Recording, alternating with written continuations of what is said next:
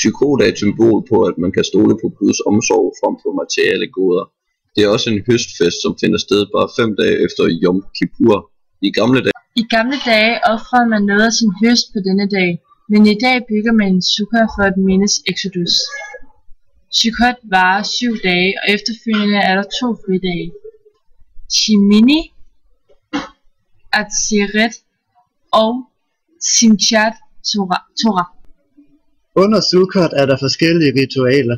Man skal bygge en sukkah, den dækkes af palmeblade, men man skal stadig kunne se igennem til stjernehimlen. Der skal være plads til et menneske, og så vidt som det er muligt, skal man indtage sin måltid og eventuelt sove i hytten, så frem det er muligt. Under Sukkot binder man en buket, den kaldes en luflab. Den samles af pilegrene, palmeblade og myrtegrene, og man løfter med den samtidig med, at man holder en citrusfrugt, kaldet et trok. På den 7. dag møder man op i synagogen til gudstjeneste, hvor man her bruger sin luflab og et trok.